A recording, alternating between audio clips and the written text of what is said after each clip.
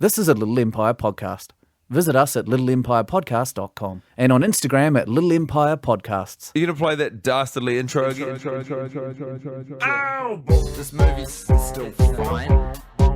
Coley, pasta. One of them dies, that goes screw. One of them's a hottie, his name is Jay. One of them looks like Johnny Depp, and his name is Johnny Depp. Classic Maximum Joseph. You forget that films are supposed to have a point. Ladies and gentlemen, welcome to the worst state era of all time. Coming to you live from downtown Auckland.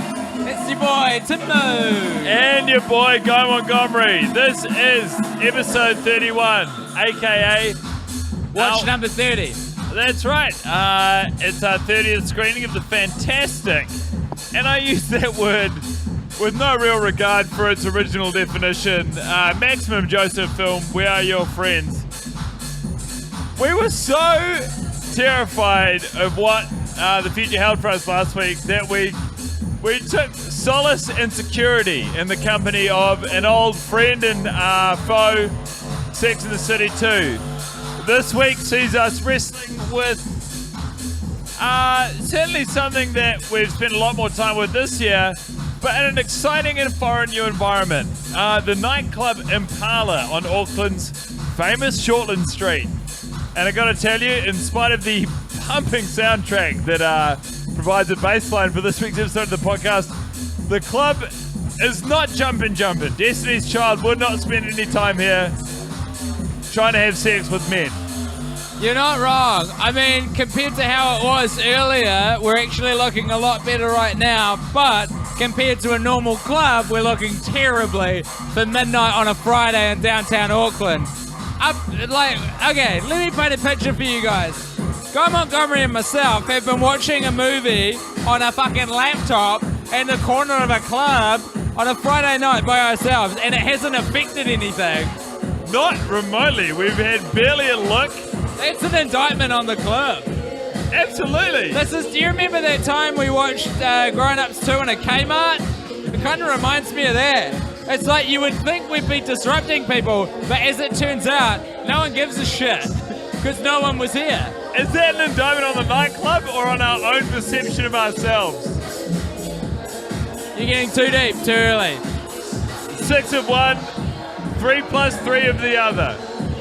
There are some people here now, though. Things are starting to kick off a little bit in the club, but we're not here to talk about the club. We're here to talk about We Are Your Friends. It's that Zac Efron movie that was released in 2015 and received a middling welcome from critics and audiences alike. What was your watch like this week, Guy? I gotta say, Tim, just the absolute change of environment. The fact that we are in, an enclave so far into myself, I can't speak to your familiarity or, the regularity with which you visit Auckland's downtown central city establishments. This is not home turf for me. It's novel. It's new. I haven't been down here since I was a wee nipper, a wee early 20-year-old. Exactly. It's been a cool decade since I used to hit this part of town in a serious way. That's right. And accordingly... Good memories though, Guy. Real good memories, bro. Coming down here, hitting on university students who had just come to Auckland from their respective hometowns, Oh, undoubtedly. Doing communications or whatnot. And that's exactly what impacted my screening this week. It's just a flurry of memories, a wave of nostalgia, both good and bad. And it kind of overrode the actual experience of watching the movie. Like, as you can well hear at home, the music is so loud that we were really up against it in terms of absorbing the dialogue. Yeah. We actually struggled to get the technology to work so we'd be able to hear it. We did crack it though eventually. We got it in our cans. We did hear it, but God, listen, we're in a nightclub. This was happening. It's one of those classic moments where everything goes quiet and you feel like you're yelling. It's like the record, skipping, and then, anyway. To answer your question, New environment. We are so bored of this movie that we watched Sex and the City 2 again last week. As you brought up before, Guy, that's a fucking indictment, man, on how wretched this film is. But then I was watching it tonight in a new environment, few drinks in me, the right chemicals were coming together, and I was like, you know what? Maybe it's a good movie. No, you weren't. Maybe this is a good movie. You do not believe Maybe in the what you're movie saying. that we have chosen to watch for a year every week is a good movie, and we weren't quite the audience for it, but we were close, you know? We're looking for fuckboys. We're looking for guys in their early 20s. We're looking for me 8 years ago. Would I have enjoyed this movie then? Probably not, but I probably would have had a friend who would have. Yeah, yes and no, man. Like, we arrived here and the bar staff, everyone, generally speaking, was very surprised to see us. And there was a DJ whose task was to, and we see this in the film. He's got no, he's just sort of is the caretaker. He's the groundskeeper. Yeah. There was no one in the nightclub save for Timbo and Guy Montgomery. Oh, like literally no one. No one who wasn't staff. We were the sole For the punters. first hour of the film. Yeah.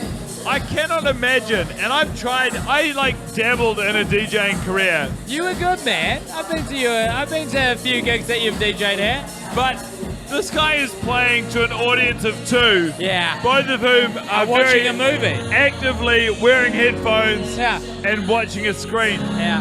How do you pick yourself up from that? It's hard, but it didn't deter him. And what I love most of all in this particular club is that there has been a smoke machine going hell for leather the entire time we've been here. It doesn't matter if anyone is enjoying it or not. If a club falls in the woods and no one's there to appreciate the smoke machine, will it still go off?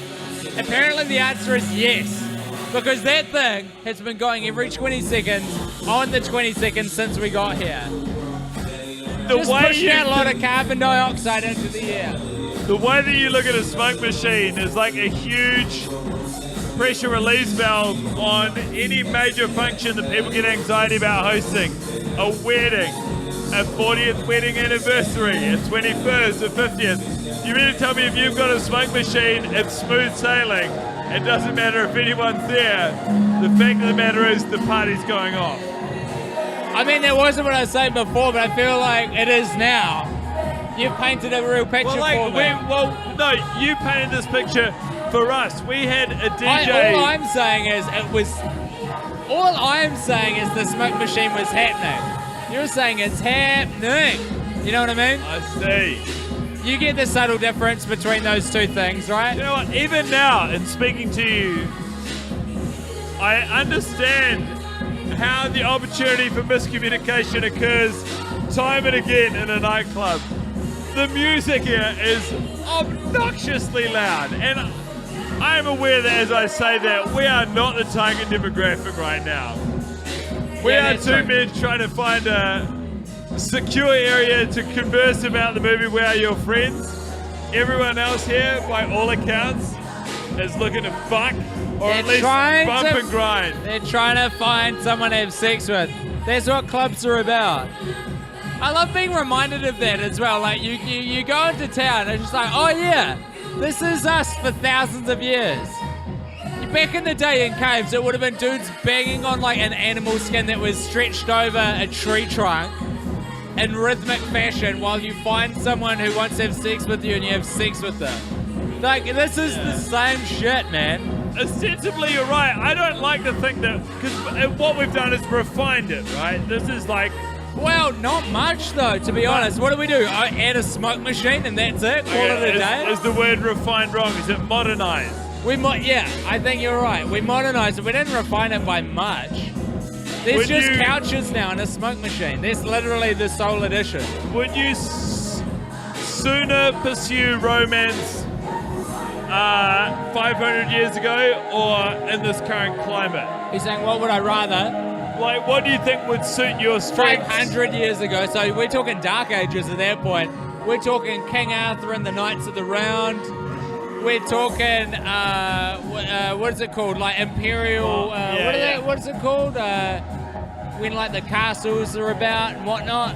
Yeah, castles. All I'm asking, I guess, Tim, is do you think that you're more likely to thrive in the primal quest to Oh my find a God. mate in this environment or in any environment prior to this? The answer is so blindingly obvious. Were I not born in the current environment, there's no way I could find a partner. As society has progressed, I feel like we have valued physicality less and wordsmithery more. And thank God I was born in 1987 rather than 1687. You know? Do you know how I would have done in a what's it called? Like a duel, but when you run at each other with jousting. Do you know how I would have done in jousting? Poorly, my friend. You are not built for jousting. I'm not built for jousting. You know? I'm all about them angles. I'll give you that. Like, I know a good fulcrum when I see one, but I'm not built for jousting. Would you have happily plied your trade as a jester? Maybe I would have been a bard. Have you seen the movie Wimbledon with the late, great Heath Ledger? I've not. That's the tennis one? Yeah, the movie Wimbledon is about tennis, funnily enough. I got confused. I meant to say the movie A Knight's Tale with the late, great Heath Ledger. Oh, yeah, because Featuring Wimbledon's the Paul one... Bettany, who's in both. Yeah. So, I imagine... I've not seen either, if that counts for anything. Well, in the movie A Knight's Tale, the character played by Paul Bettany is sort of like, he's a hype man, in essence. Is that where you see yourself, you know, where my earning a utility would be? livelihood? Yeah. No, I think I could make it on my own, but I would be, you know, maybe I'm too quick to judge actually, because I say that people didn't value wordsmithery. Shakespeare came out of the 1700s, the 18th century, I assume. I actually know when he was alive, but I think that's about right. It's not important you do, and don't let anyone tell you otherwise. He wrote a lot of plays. I get it. How many of them are in English? Not enough for this guy to care. Well, all of them. I will not listen to your propaganda. Okay. What I'm trying to tell you, Tim, is for me, as someone who has lived in this setting before and tried to, you know, like secure the company of other people in this setting before. Members of the fairer sex? I do not thrive in this environment. Right. The club is not where you go to work? I just think, even now, we're watching people... Where do you thrive, Guy? I'm interested to know. What's your ideal environ? I thrive at a house party where I know 40% of the people. Nice. I feel like I thrive at a house party where I know 1% of the people. Like, if there is 200 people at the house party, if I know 2 of them, I'm like, great. Time for old Timbo to make some new friends. Really? And I'll tell you what, I'll come out of that party with 40 new friends. That's great, and it's great to back yourself.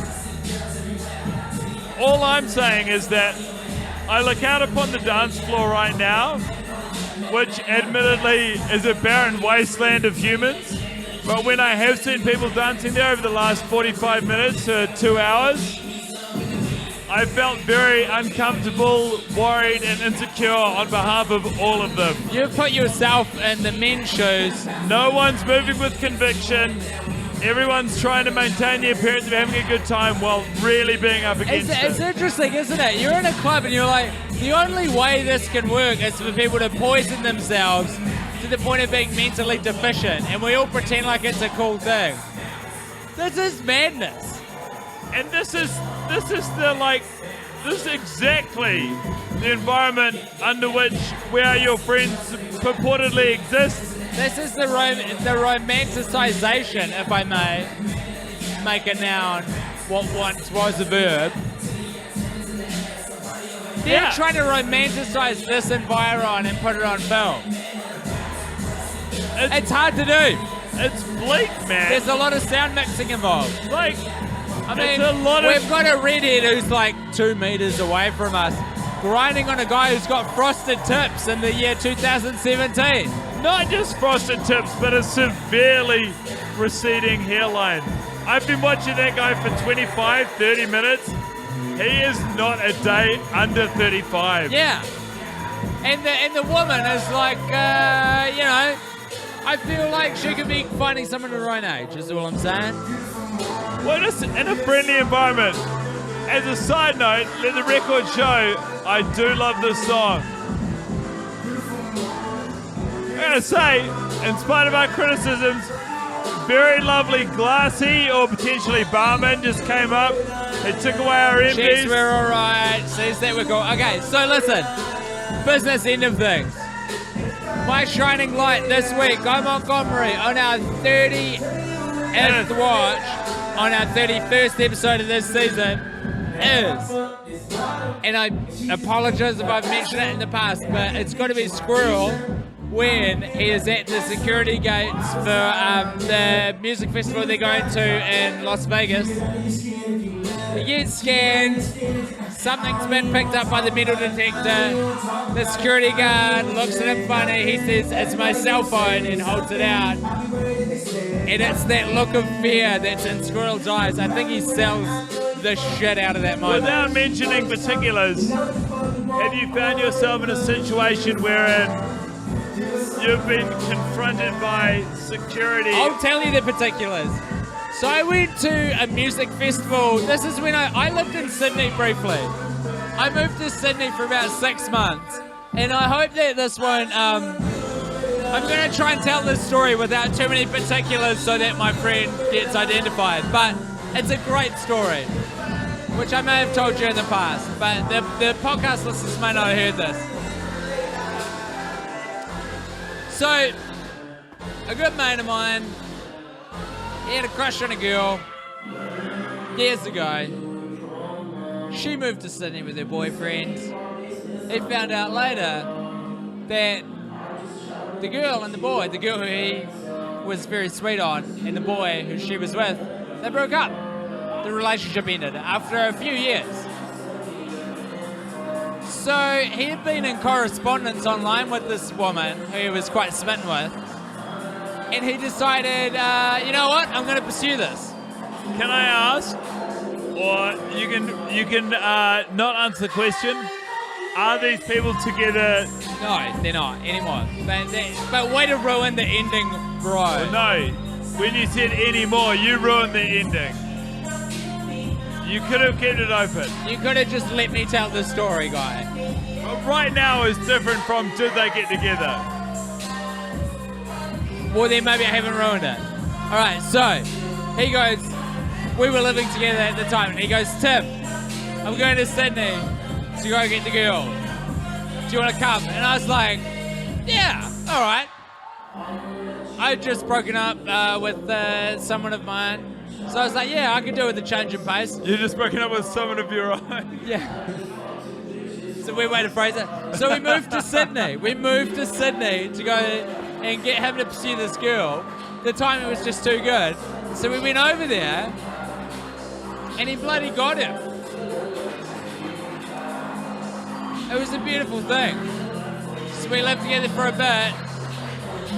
I can't remember what the origin of this story was. So what you're building to is a moment similar to Squirrel's moment, wherein you're either you're up against authority and you're knowing you're in the wrong, but trying to carry yourself as though you're not breaking any rules. So it's the moment in Squirrel's eyes when he says it's his phone. Oh yeah. Okay. Sorry. Oh my God, you're totally right. So this is when I was in Sydney, and I went to a music festival called V Fest, sponsored by the energy drink V, who do not sponsor this podcast. I won't bleep them out, but everyone listening, know that I should have. So I went to the music festival, it was great, but when we first got in there, I was packing quite a bit of marijuana on me in a smint tin, the little mint, and pre-rolled joints, and as soon as I put my foot over the line to walk in, a bloody drug dog came up to me, and the two people I was with, who was my very good mate and the girl who he was now with, fucking freaked out. They're like, oh my god, you're going to jail. I was like, guys, it's a music festival, we're going to be cool. And I know that this sounds like I'm painting myself in a heroic light, but... Well, you are. I am, but this is also how it happened. So it's like, look, if I know one thing about Tim Bad, it's that he can talk himself into and out of any situation. So I was like, don't worry, this is going to be fine. So the police took me away, and they took the illegal substances off me, questioned me, and were so, like, good about it. They were, like, complimenting me on the ingenious of using a cement tank that was the perfect size to put some joints in. Like, oh, it's pretty nifty. I was like, oh, can I have the joints back? Like, that's how, you know, kind of casual we were, or how I read the situation. They're like, no. But they did let me back into the music festival, which was very good of them. Without charge. They put me on a warning, so apparently I got entered into some system. But no harm, no foul. So all to say is, I've kind of been through not the same situation, but not 100% dissimilar, where the authorities have gone, hey, bud, what's going on here? And you figure it out. I gotta say, I admire your cool, man. I genuinely, it's one of those things where it's like, look, I don't have crystal meth on me. Like, you know, they're not fucking around with me. They've got bigger fish to fry than old Timbo. Yeah, undoubtedly. But even so, less so now, but in my youth, I was so fearful. To this day. Really? If I see a police car on the road while I'm driving a car, I will rifle through every bad memory I have of anything I've done. I'll be like, oh, they finally caught up to me. I took that craft knife from workshop in year 8. This is it. My chickens are coming home to roost. Guy, you're one of the best talkers I know. Do you not back yourself to be able to, like, talk yourself out of a sticky situation with the authorities? I know I took the craft knife, dude. Yeah, I but was you 12 could years justify it. You could be like, well, I didn't need that craft knife. there's a statute of limitations on this shit. No one got hurt. No, like, I understand what you're saying, but as a general rule, things are about to get filthy on this dance floor. Yeah, shit's really kicked up. We've got a lot more people we're dealing with now, everybody. Just to give you a live update on this surround. Turns out a lot of people's dance move is mainly moving their right wrist as though they're either driving a car or trying to point at someone in a... I feel like there's no room for us to comment on how people are dancing. We'd be looking like them, you know, if we were out on there. In a land of They're doing dreams. their thing. What I was going to say though is, like as I've matured, I've grown into, the knowledge that the police, like it's very self-absorbed to be worried that the police are trying to get you for anything really. And like you walking into a music festival with a cement container full of joints, that's very small fry for them. But in saying that, at your age, that whatever you were, 22 was it? Probably 21? 20, yeah. Man, I did not possess the self-assuredness or confidence to be okay. I would have been like, I'm so sorry. This is my mum's number. This is my dad's number. Call them up. You tell them what I'd like. Just absolute meltdown. That's so funny. We would react to that situation very differently. I'd be like, the complete inverse of that. Yeah, and that's why it's great. I got this, never contact anyone who is related to me about this. Very smart. Great. My shining light, shining light? Different from yours. And actually, like, one of the few moments this week where I was really invested in the movie as the movie that it set out to be and the movie that it wants to be week in, week out, rather than engaged with the fact that you and I were doing this in the corner of a semi-active nightclub. After Zaccoli plays James Reed's Looking Pool Party,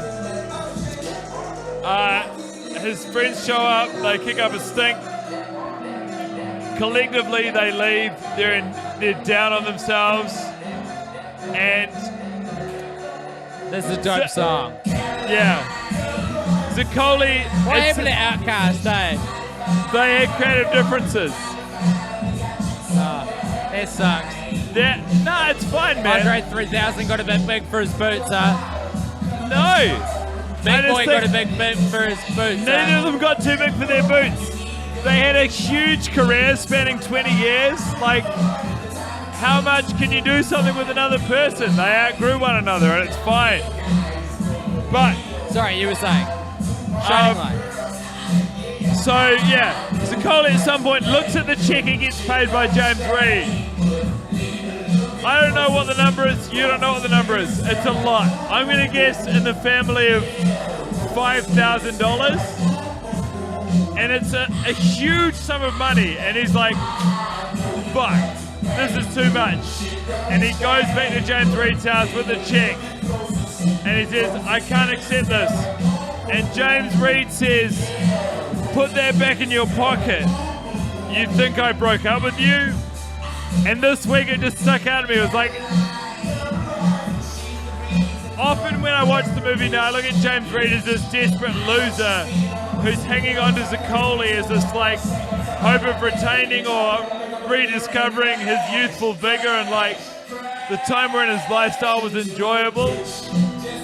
But in that moment of the film, he's like, I'm the fucking man in this situation. Take the money I paid you. Like, I really liked it this week. It popped off the screen for you, huh? Yeah. And I don't know what to tell you, Tim. That's how I felt about it. Good shining light, bro. Love it. Well, at this point, let's roll into our ad for our sponsor of this episode of the podcast. Ow! This movie's still fine. Audible.com, you beautiful bastards, you've done it again. AUDIBLE.com. What is Audible? I'm glad you asked. It is only the premium repository of on-demand audio content you can find online at any point in time. We're talking audiobooks, periodicals, commentary, comedy, everything you want to hear in your ears. Think of something you want to experience within your ears. Audible provides that. And the good news for you, my friend, if you head to audible.com/try now, you get a free month trial, including a free download. Now, for me, Tim, if you must know what I've been enjoying recently, I would love to know that. Steve Jobs' biography, written by Walter Isaacson. This is a guy who'd previously written biographies on Albert Einstein, Sir Isaac Newton. Steve Jobs approached him and said, hey, I want you to get this shit down. And Walter Isaacson did, for better or worse. Steve Jobs, by all accounts, and this person's perspective, who's halfway through the book, not entirely a good guy. But it's fucking incredible to find out about it. And you can too at audible.com/try now. That's Audible, AUDIBLE.com/try now. Ow! This movie's still fine. I mean, we're still here. We're still at the club. We're still doing the party. There's nothing for it. We've been joined by Kanye West. He was a great addition. Yeah. I believe Jay-Z might be with us. Yeah, maybe. No, who is that? Look, Tim, it's not important. Do you know what is important? I'll tell you what's important. Getting sentimental with James Reed. Oh boy, every week we look at that big old MacBook Pro shaped box and we go, what's in there? What's going on? What's in the box? This is a box given by one DJ to another DJ. The first DJ is James Reed from The Feelers, noted New Zealand rock band. The second DJ is Zicoli, the crying DJ. A DJ as well known for his emotional temperament as he is for his ability to mix together two different songs. By the way, here is a criticism I have of, I don't want to say the DJing specifically this evening, but in general DJing, people spend too much time like making it sound like one bad song is playing for several hours. I would sooner hear several good songs individually of themselves play out sequentially sequentially than some fucking wizard with a software. Like, I don't know, You man. sound old, Guy. You sound like you're against the mashups like an old man. It's after midnight. Back in my day, we played one song at a time on the old record machine. Anyway, I'll tell you what's in that MacBook Pro box this week, Guy, and that is a solar-powered machine that separates the teary water that comes from Zicoli's eyes into drinkable water. That's why it's self-serving. Dude, immediately. When global warming happens, everyone's going to be sad, and the only way to turn those tears into drinkable water is with the device that our boy James Reed from the Feelers has developed. Two things. One, that young redhead and the guy with the frosted tips and the receding hairline looking very familiar with each other in the corner of the nightclub right now. Yeah, fucking A. Secondly, this is so much bigger than Zicoli's like tears being turned into drinkable water. This is literally, this changes life rafts. This changes everything. You mean to tell me inside of that MacBook Pro box is the solution to like, I mean, One of all our resource problems. yeah. Yeah, you want to know what the ocean is? God's tears. That's why it's so salty. How do we turn that into drinking water? Using whatever the fuck that device is that fits into the MacBook Pro box that James Reed from the Feelers just gave to our favourite crying DJ. How did Zicoli. this thing wind up in James Reed's possession in the first place? He made it, Bo. Yeah. What in fuck's name is that guy doing not patenting that and giving it away? He believes in open source technology. I'm so glad you asked. He believes in bringing it to the masses, you know. He's a real Elon Musk type. He believes that the market will develop by giving the patents out to the inventors, get everyone to make their own good version of it, and that will grow the whole market. Tim, I think they're called like desalinators or something like that. yeah. It's a whole This is market for insanity it. to me. I understand wanting to service the greater good. Like, I understand you Dude, develop a technology. That guy, no. Sorry to say no to you. I'll never say no to you again, but I will just this once. Because that dude to our left who's sitting by himself, I'm pretty sure this the guy hit me up at the bar before. It was like, came in pretty hot and heavy. Well, let's just say Asking me a lot of questions. He's not looking good right now. Let's give a live commentary of this young man. Well, ladies and gentlemen, we've got a young man in his early 20s, I would say 21, maybe 22 if he's pushing it. He is not looking good. Alcohol poisoning if I had to bet. He's weighing in at a casual 5'11", and if I had to guess 65 kgs. I would say it's fair to say things have not played out exactly as he might have anticipated earlier in the evening. It would be fair to say when he approached you at the bar, Tim, he was looking for a good time. He was looking for someone to have sex with, someone to fuck.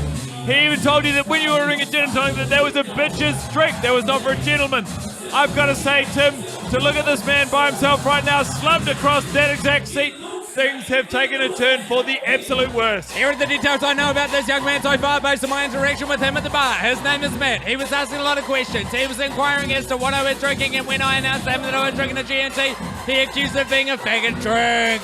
He wanted to know if I was here with a girl, and when I announced that I was here with my mate named Guy, he was disappointed to hear that. I am sensing some latent homosexuality in our friend Matt, who is now seemingly suffering from poisoning from the alcohol. He's not looking good. He's not looking bright. And I will be very surprised if he makes it till the morning. I've spent a few nights in his corner myself, not in terms of the passive-aggressive, homophobic sentiment, professed at the bar, but certainly in terms of winding up by yourself, inebriated, in a nightclub, hoping for the best, expecting the worst, and that's exactly where we find our hero Matt right now.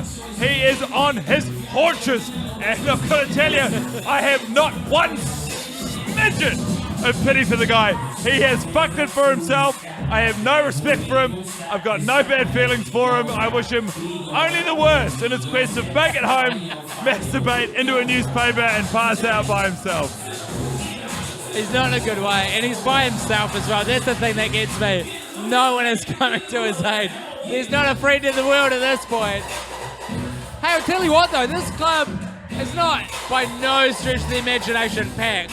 But there's people here now. I'd say a good 40 people. Everyone's trying to partner off. It's a good vibe. Mean, if you look at it in the context of the night, We were told when we arrived here by the manager that we'd beaten everyone. The bar we're in, or the nightclub we're in, is hosting an after party for a gig that happened earlier tonight. He assured us at about 12:30 things were going to start going off. It is currently 12:15. We've just had our first intensive saliva swapping make-out match. How do you fancy your chance if I went to take a leak on just holding the fort here for a minute? I'm fucking interested to see how it goes. All right, best of luck to you. So, at least for the interim, everybody, that's it for Timbo. And the position I find myself in is one wherein I'm mostly just observing the movement of a nightclub. Before Tim left, a guy made a pretty powerful, pretty confident move to lunge towards grabbing a lady's ass. I would say for at least 5 to 10 seconds, the vibe was reciprocated. And then not rescinded, but certainly they reset and took stock of the situation. It is so weird to me that a DJ playing Robbie Williams is acceptable. Don't get me wrong, the third album I owned was Robbie Williams' The Ego Has Landed. But never in all my years did I anticipate recording a podcast in 2017 where some sort of trap remix of that song would play out and quite literally lead to absolute bedlam on the dance floor. Not the main DJ, but the co-DJ. You know how every DJ has someone next to them making sure that they're turning all of the appropriate knobs and wearing the headphones in the appropriate fashion, and then they go and run drinks from the bar to the DJ? Yeah. As soon as the song started, he peeled off from the booth, he found a woman dancing by herself, and he started rubbing himself up on her. It did not go well for him.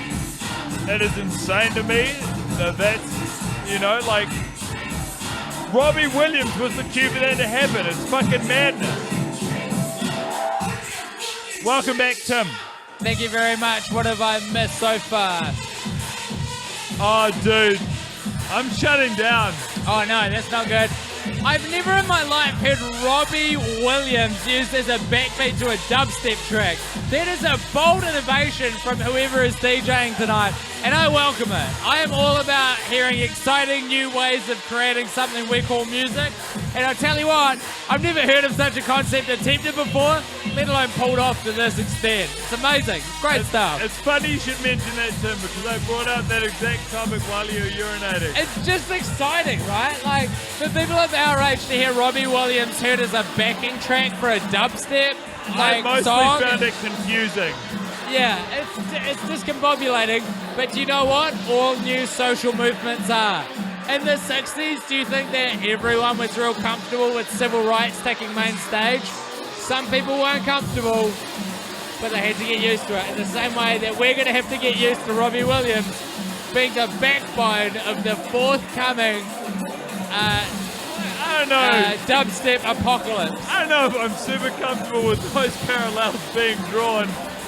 They feel like pretty different things to me. They're pretty flawed. It's pretty flawed.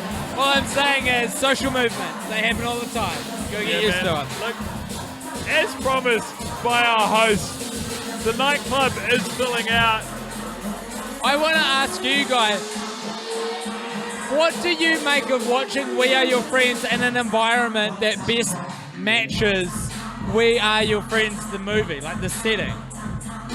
You know what I'm saying? Look, well, It was like being in 3D but 4D. Yeah, we turned to the nightclub maybe to help our understanding of the movie, to deepen our connection to the subject matter. And I've got to say, as someone who is fast outgrowing the lifestyle shown in the movie, it's done very little for me in that respect. Like, now more than ever, I feel a terrifying distance between what we're watching both on the screen and literally in real life right now, and what I imagine to be normal behaviour. Our mate Matt is still sitting there, dead-eyed to the world. Yeah. And he's stopped moving, Mate. but his eyes are open. He's going to be there for 15 minutes He's until terrified. there's literally 3 ways that guy can leave. One, his friends find him and are like, hey dude, we got to get you out of here. 2, a bouncer comes up to him and says, hey man, you're creeping out the locals, you've got to leave. Or 3, some drunk girl who he very confidently and probably embarrassingly spoke to earlier in the night comes up to him and is like, do you want to dance? Some people have spotted us on our big, bright microphones, and they don't look super stoked to see us. There's a conversation happening betwixt them.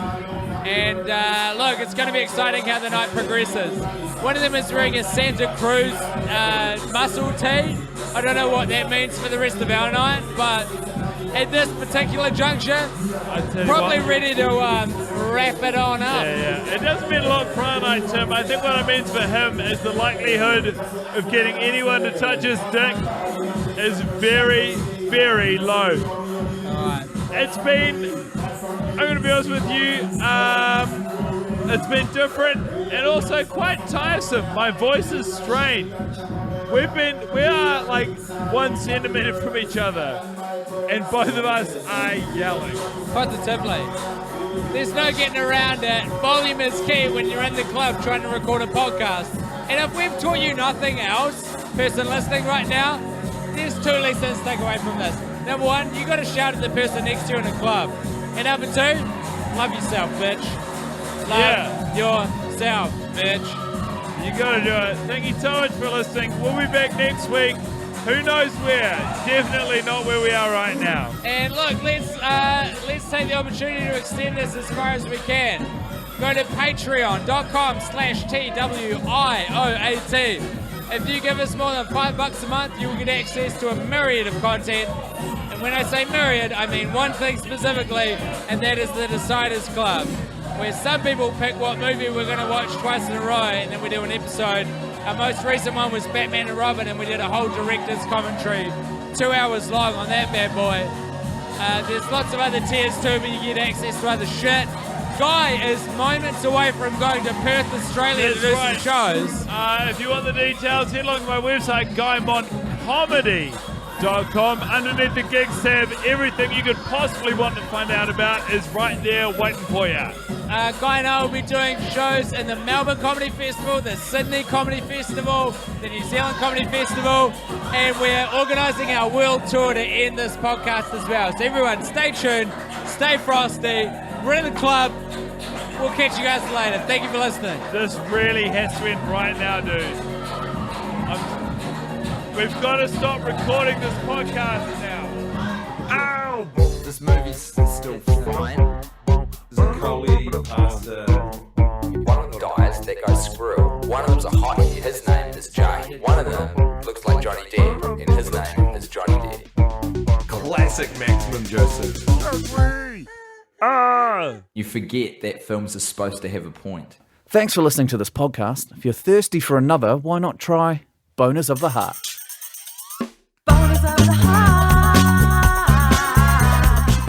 Oh, Jen Kelly's butt's got a Tumblr. Yeah, I was just about to send you a pic from it on the Twitter. It's a good butt, isn't it? It's a great butt. Full credit to the solid butt. men's butt. Full credit. It's so interesting how good a nice butt can be, yeah. And I say that from the position of somebody who does not have a good butt. So like I don't hold it against other people, but it is a real treat. I don't have a good butt either. I really, when you see a good butt, it's like appreciating lovely art. It's like, what a beautiful thing. Congratulations. Yeah.